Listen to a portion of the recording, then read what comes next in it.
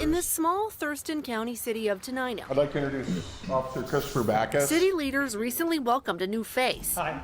The new Tenino officer, Christopher Backus, is a former Tukwila police officer. His personnel files show after a successful 3-year career there, he resigned. I had a leave of absence from law enforcement for a few years. I'm just happy to be here and getting back into what I actually love to do. Thank you for joining. At this public kickoff for his new job, there's something Backus isn't talking about. His troubled history as a cop and the extreme lengths he and his former employer took to keep it a secret. This is dash cam video from a 2015 police call, the first of several where bosses found Backus was out of line. A 911 call came in from this Tukwila McDonald's saying a group of black teenagers were, quote, destroying things. Police photos show part of a milkshake on the wall, more on the floor. It's McDonald's, that's where all kids hang out. Marcus Tops was there with his friends. He was 18 at the time. I saw a police officer come in, one leading the charge. I don't know. He went straight for them. Officer Backus was the first one in. Record show. Without asking questions, he tackled and punched this 15-year-old boy named Marquez Riddle. We just seen them get pounded on. We don't even know why. I'm sitting there walking to the bathroom. Police audio caught Marquez telling Officer Backus he was the wrong guy. Yeah, got blood on my nose and shit over. What did I do? Because you didn't listen to what I told you to do. All right, but look, what did I do? Why am I arrested? Why am I in handcuffs? Because they're going to call it. You guys are destroying the place. That was, what the hell? You didn't see this run? Call the manager. He'll tell you that it's not me, my. What the hell? The night ended with Marquez in the back of a cop car with a bloody nose and charges of obstructing, attempted assault, and resisting arrest. Officer makes mistake, I go to juvie for it. In Backus's police report, he justified his actions, writing, "I feared Marquez was going to assault me." But when the city opened an internal probe, the officer Malcolm X said this in the 60s. And he said, police put their billy club upside your head, whoop on you, and then charge you with resisting arrest. Here it is in the 2020s. We're still dealing with this same type of behavior. At some point, I want my black people to wake up and understand that there will never be a just or unified society between blacks and whites. At some point, you have to face reality. This has been going on consistently for far too long for black men to sit back and think it's cool and acceptable for somebody else to provide the security and safety of your community. These type of things have been going on far too long for us to believe that integration in perfect harmony is even a possibility. Their story fell apart. Investigators found not only did the cop grab the wrong person and use excessive force, but Backus falsified reports that his version was a clear contradiction of what officials saw on surveillance video. There's nothing that can justify his actions at all. All charges against Marquez were dismissed. Backus's problems didn't end at this McDonald's. In the span of only 5 months the next year, there were 3 more incidents that led his bosses to conclude his excessive force had become a pattern. Disciplinary records show at a Tukwila bus stop in 2016, Backus used a taser on a man who wasn't actively resisting arrest. And outside this bowling alley, records show he failed to report he shoved a teen headfirst into a planter and threatened to use his taser. 8 days later, investigators say Backus inappropriately tased a drunk homeless man. Using a taser is a pretty elevated use of force. And so that was his initial reaction to people who were not resisting or who were passively resisting is really concerning. The Tukwila Police Department had enough. But the point is, they allowed this man to continuously, savagely abuse the very citizens that he was paid to serve and protect. Why would it take this many incidents of assault before this man was held accountable? This is where all the superiors were supposed to be held accountable as well. In 2017, they fired Officer Backus. So what should have happened from here? Police accountability experts would tell you that disciplinary history should have followed Backus for the rest of his career. So how did he end up with a clean slate with paperwork showing he quit on his own? This is the document that made it happen. A 2018 settlement agreement with Tukwila PD. In exchange for Backus's resignation, the city took all their findings of misconduct and reversed them. And they threw out from his personnel file all traces of those records, including the fact that he got fired. Then you pay him out as well? After wiping his record clean, Tukwila paid Officer Backus $75,000 to leave the department and remain quiet under a confidentiality clause. In my judgment, that was just inappropriate. Daryl Stevens is a former police chief and a national expert. This man was paid $75,000 for battering 5 or 6 different individuals.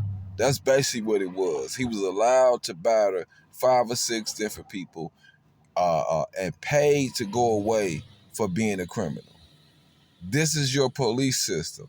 When they talk about they was held to a higher standard, how? You're held to a standard of no accountability.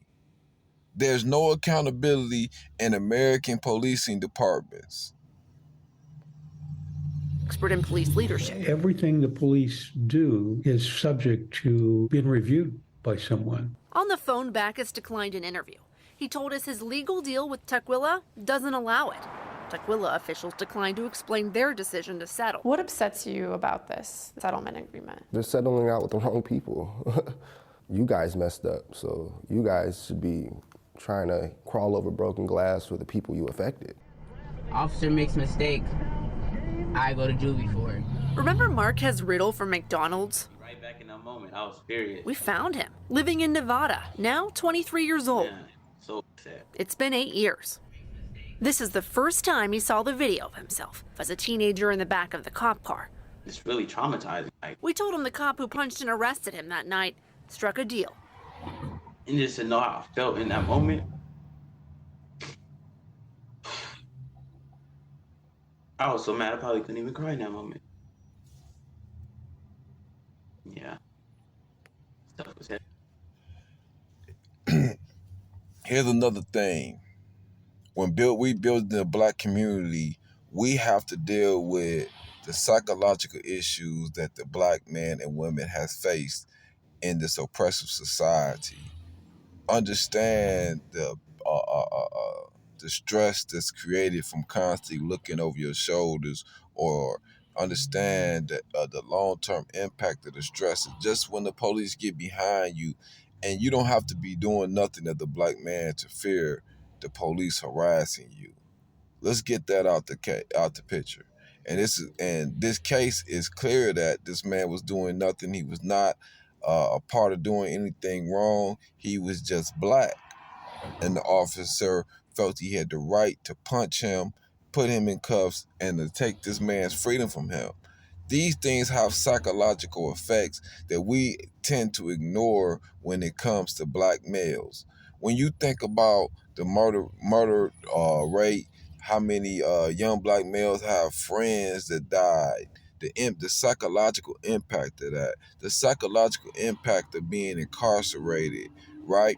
So you have to think of the psychological aspects that this white supremacy society has inflicted upon Black America, especially Black males, seeing that they have decided and have projected that our lives have no value and can be taken from us just at the drop of a dime, right?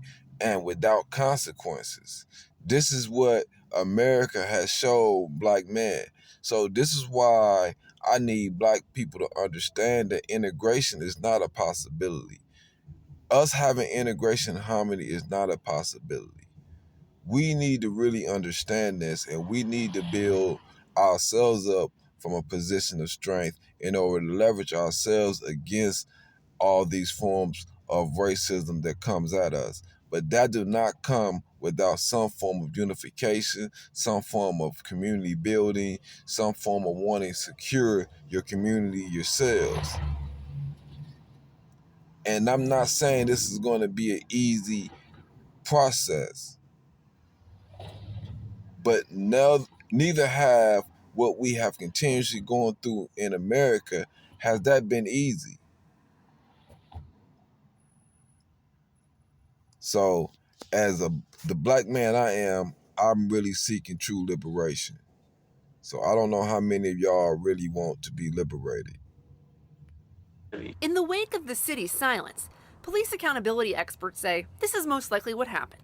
Police departments will turn to settlements to avoid scandal, union fights, and lawsuits. When that's on the table, that's a really kind of expensive and time-consuming process for the police department. So oftentimes they're going to say, what's the easiest way we can get rid of this officer?